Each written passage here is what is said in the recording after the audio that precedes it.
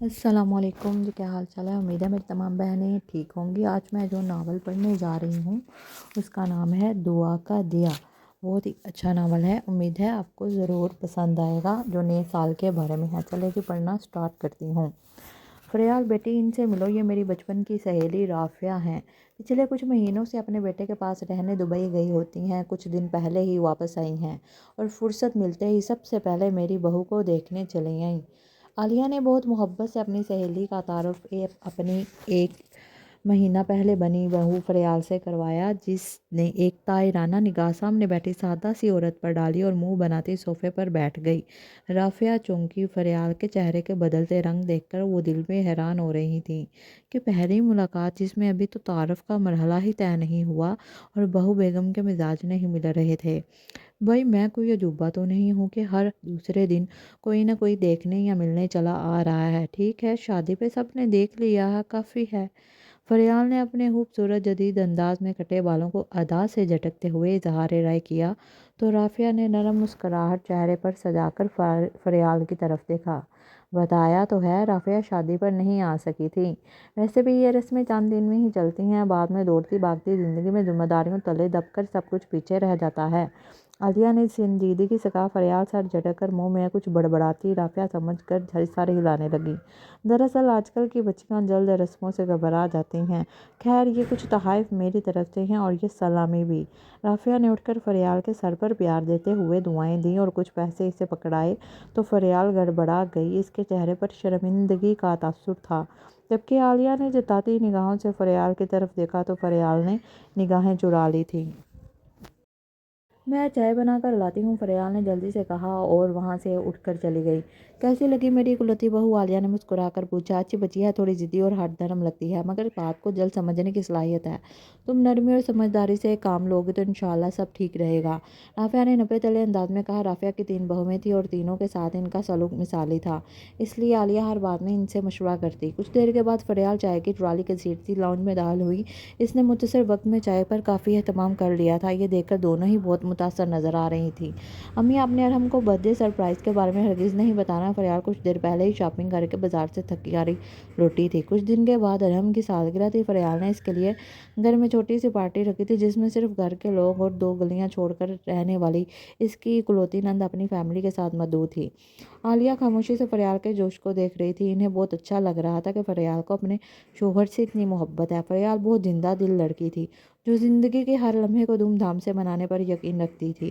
عالیہ کو اس کی کسی بات پر اعتراض نہیں ہوتا تھا، کیونکہ اپنے گھر میں خوشیاں دیکھ کر عالیہ کو بہت اچھا لگتا اور وہ ہمیشہ دل میں ان خوشیوں کے دائمی ہونے کی دعا مانگتی۔ فریال ہر چیز پرفیکٹ چاہتی تھی، اس لیے کسی چیز پر سمجھوتہ کرنے کو تیار نہیں تھی۔ مہنگے ڈریس، کیک، اعلیٰ دعوت سے لے کر گھر کی سجاوٹ، ہر چیز فریال نے دل کھول کر پیسہ خرچ کیا۔ حالانکہ عالیہ کو پیسے کے بے جا صراف پر کچھ تحفظات تو تھے، مگر عالیہ نے نظر انداز کر دیا۔ ان کا کیا معمولی سا اعتراض بھی فریال کی خوشی کو مان کر سکتا تھا۔ عالیہ اپنے اوپر روایتی ساز کی مہر نہیں لگانا چاہتی تھیں، اس لیے خاموشی سے سب دیکھتی رہیں۔ سالگرہ والے دن ارحم کو آفس بھیج کر فریال کچن میں چلی گئی۔ سارا دن کام کر کے شام کو مہمانوں کے آنے سے پہلے فریال خوبصورتی سے تیار ہو گئی۔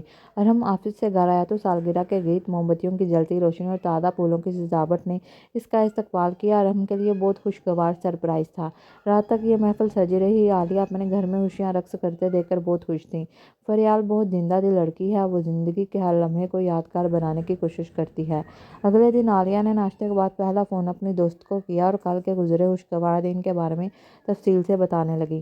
رافعہ بھی سن کر مسکرانے لگی۔ رافعہ کو متاثر دیکھ کر عالیہ کے دل سے وہ ملال بھی ختم ہو گیا جو فریال کو فضول خرچی دیکھ کر دل میں پیدا ہوا تھا۔ سردیوں کی دھند میں لپٹے دنوں نے عالیہ کو اپنے کمرے تک محدود کر دیا تھا۔ عالیہ کی صحت کے لیے سردی کی شدت برداشت کرنا مشکل ہو گیا تھا، اس لیے وہ زیادہ تر کمرے میں بند رہتی۔ گھر کی مکمل ذمہ داری فریال کے سر تھی۔ فریال اپنی مرضی سے جو دل چاہے کرتی، اسے کسی کی روک टोक का डर नहीं था। घर के मामला से दूर रहने के बावजूद आलिया जानती थी घर का बजट काफ़ी हद तक बिगड़ चुका था। वो जब फरियाल की फजूल खर्ची थी, वो बिला ज़रूरत सामान से घर भरने की आदी थी। अरहम और फरियाल के दरमियान होने वाली बहस अक्सर आलिया के कानों में पड़ती, मगर आलिया सुनी अनसुनी कर देती। फरियाल इसी तरह गर्दारी सीखेगी, मगर ये आलिया की खाम ख्याली साबित हुई। एक दिन नाश्ते के वक्त अरहम और फरियाल में मध्यम लहजे में होती बातचीत अचानक तेज गुफ्तगू का रूप धार गई थी, तो मजबूरन आलिया को लॉन्च से उठकर ड्राइंग रूम में आना पड़ा, जहाँ अरहम के चेहरे पर शदीद हफ्की का तासुर था। फरियाल भी गुस्से में नजर आ रही थी। आलिया को अंदर आता देखकर तेज लहजे में कहने लगी, मैं आपसे कुछ बात करने ही आ रही थी। पिछले दिनों से अरहम का रवैया मेरे साथ अच्छा नहीं है। मेरी हर बात पर एतराज़ करते हैं, हर वक्त महदूद आमदनी और मिसाल का रोना रोते हैं। देखें, ये ज़िंदगी सब तो ज़िंदगी के साथ चलता है। अब हम इस वजह से अपनी खुशियों से मुंह मोड़ तो नहीं सकते ना। फरियाल ने लंबी तकरीर की। आलिया ने गहरी सांस लेकर अरहम की तरफ देखा। वो जानती थी कि इनके मुतहम्मल मिजाज बेटे को बिला वजह गुस्सा नहीं आता था। सुबह की इस बात पर तुम दोनों बहस करके अपना मूड खराब कर रहे हो। आलिया ने नरम लहजे में सवाल किया, हमारी शादी को भी सिर्फ 4 महीने हुए हैं और इन 4 महीनों में कोई कोई 400 बार तो किसी न किसी खुशी के धूमधाम मना चुका हूँ। हद है, मुझे तो अब खुशी के नाम से चिढ़ होने लगी है। हमने गुस्से से कहा, तो झूठ बोलने में है, चंद बार ही मैंने किसी खुशी को मनाया होगा, आपने 400 बना दिया। फरियाल ने तब कर कहा। आलिया को इसका लहजा बुरा लगा। आराम से बात करो, शोहर है तुम्हारा। आलिया ने नरमी से टोका, आप अपने बेटे को समझाए, मैं इनकी बीवी हूँ। फरियाल ने तुर्की ब तुर्की जवाब दिया। देखो फरियाल, इसमें बहस करने या लड़ने की बात नहीं। मैं मजीद किसी फजूल शौक की खातिर पैसा हर्ज के मूड में नहीं हूँ। अरहम ने संजीदा लहजे में जब्त करते हुए कहा। आलिया ने चौंक कर फरियाल की तरफ देखा। 4 दिन बाद नया साल शुरू हो रहा है। मैं चाह रही थी कि हम नए साल का इस्तकबाल आतिशबाजी से करें। बोन फायर सर्द रातों में बहुत अच्छा लगता है। और फरियाल ने पुरजोश अंदाज में कहा। तो आलिया गहरी सांस लेकर रह गई। नए साल के बाद फिर कोई दिन आ जाएगा। फरवरी में तुम्हें वैलेंटाइन डे याद आ जाएगा, तो मार्च में बहार को मनाने का ख्याल। मुझे इन फजील चीज़ों से दूर ही रखो। अरहम ने हाथ जोड़कर कहा और बड़बड़ाता हुआ वहाँ से चला गया। अरहम ठीक कह रहा है, नया साल मनाने के लिए इतना एहतमाम करने की क्या ज़रूरत है। आलिया ने नरमी से कहा, उफ़ अम्मी, आपको नहीं पता आजकल लोग नए साल के आगाज़ में क्या कुछ नहीं करते। कहते हैं नए साल का आगाज़ जैसा करोगे सारा साल वैसा ही गुजरेगा। अरहम की मर्ज़ी है, मैं अपनी दोस्तों के साथ न्यू ईयर नाइट पार्टी में चली जाऊँगी। अरहम साहब घर में ही रहें। फरियाल ने हरदर्मी से कहा, अगर ऐसी बात है तो हर नए दिन हर नए साल का आगाज़ दुआ के दिए जलाकर करो, जिसकी रोशनी आने वाली मुश्किल के अंधेरे में मददगार साबित होगी। आलिया ने नरमी से कहा, मगर फरियाल अनसुनी करके वहाँ से चली गई। आलिया ने गहरी सांस ली। वो जो बात महसूस कर रही थी वो गलत नहीं थी। फरियाल भक्ति, खुशी और सुकून को सब कुछ समझती थी। इसके नज़दीक ज़िंदगी के हर खास और आम मौका पर शोर करना, गाने गाना, झूमना, दोनों हाथों से पैसे लुटाना ही खुशी का नाम था। अम्मी, आप जाग रही हैं? सर्दी तो नहीं लग रही? रात 12 बजे के करीब हम माँ के कमरे की लाइट जली देखकर फिक्रमंदी से अंदर दाल हुआ तो आलिया ने चौंक कर बेटे की तरफ देखा। हाँ, टांगों में बहुत दर्द है। शदीद सर्दी में जोड़ों का दर्द भी बढ़ जाता है, आलिया ने कहा तो हम बेचैनी से आगे बढ़ा और माँ के पैरों के पास बैठ गया। आप सो जाए, मैं आपके पैर दबाता हूँ। और हमने नरमी से कहा तो आलिया मुस्कुरा दी। तुम क्यों बूढ़ी माँ के साथ नए साल का आगाज़ उदासी से करना चाहते हो? फरियाल ने तुम्हें फार्म हाउस पर होने वाली न्यू ईयर पार्टी में बुलाया तो था, तुम चले जाते। आलिया ने नरमी से कहा। फरियाल शाम को अपनी दोस्त के साथ चली गई थी। घर में सिर्फ वो दोनों ही थे। मुझे आपकी दुआ और साय में ही हर साल का आगाज़ करना है। सारा साल हर आफत में महफूज रहता हूँ। और हमने लाड से कहा तो आलिया की आंखों में दुआ बनकर आंसू चमक उठे। आलिया ने आगे बढ़कर अरहम का माथा चूमा। मेरी दुआ हमेशा तुम्हारे रोशन माथे पर चांद बनकर चमकेगी, आलिया ने मोहब्बत से कहा। इस वक्त कहीं करीब ही से नए साल के आगाज़ पर आतिशबाजी और पटाखों का शोर बुलंद हुआ था। अरहम और आलिया ने मुस्कुराकर एक दूसरे की तरफ देखा। नया साल मुबारक अम्मी। अरहम ने मुस्कुराकर सबसे पहले अपनी माँ से कहा, क्योंकि वो जानता था कि माँ राज़ी और खुश है तो आने वाला हर लम्हा रोशन है। यह साल का दूसरा रोशन दिन था जब सीढ़ियाँ उतरते फरियाल का पाँव स्लिप हुआ और वह गिरकर दमी हो गई। फरियाल को कुछ दिन बिस्तर पर लेटकर गुजारने पड़े। फरियाल ठीक होकर रोज़मर्रा के काम सर अंजाम देने लगी। जब एक दिन बाजार से वापस आते हुए बाइक पर सवार 2 लड़कों ने इसका हैंड बैग छीन लिया, जिसमें कीमती मोबाइल के अलावा अच्छी खासी रकम भी मौजूद थी। फरियाल आगे पीछे आने वाली मुस्कुराहट से घबरा गई।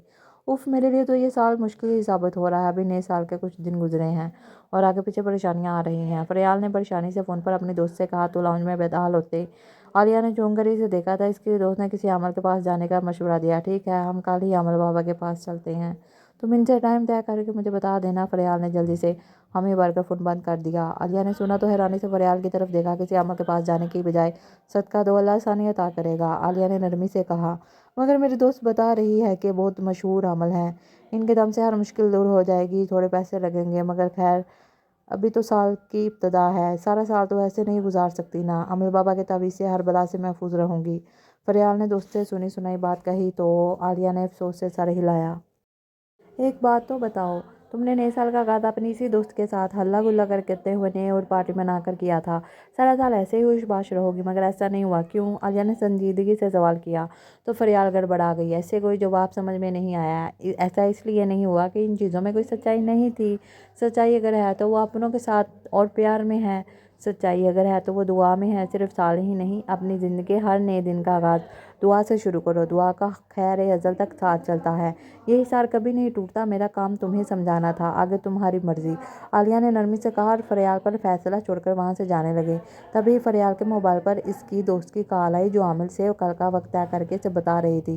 ایسا کرو، عامر بابا کو منع کر دو، میں جان گئی ہوں کہ میرا محفوظ حصار کون سا ہے، فریال نے یقین سے کہا اور فون بند کر دیا۔ عالیہ مسکرا دی۔ فریال ضدی، ہر دم فضول ہرج ضرور تھی، مگر اس کی سب سے بڑی خوبی اس کے مزاج میں لچک کا ہونا تھا۔ وہ تجربے کے بعد سیکھنا جانتی تھی۔ یہی بات رافعہ نے فریال کے بارے میں کہی تھی۔ عالیہ کو آج رافعہ کے درست تجزیے پر یقین آ گیا جو اس نے پہلی ملاقات میں فریال سے مل کر کیا تھا۔ عالیہ کو یقین تھا کہ آنے والے وقت میں فریال کے جلائے دعا کے دیے اس گھر میں اور ان کی زندگی میں ہمیشہ خیر کی روشنی پھیلاتے رہیں گے۔ تو میری پیاری بہنوں، یہ تھا میرا آج کا چھوٹا سا افسانہ، آپ کو ضرور اچھا لگے گا۔ آپ بھی اپنے نئے سال کا آغاز دعاؤں سے کیجیے، نہ کہ شرولیاں پٹاخے چلا کر۔ چلیں جی، ملتے ہیں نیکسٹ ایک اچھے سے ناول کے ساتھ۔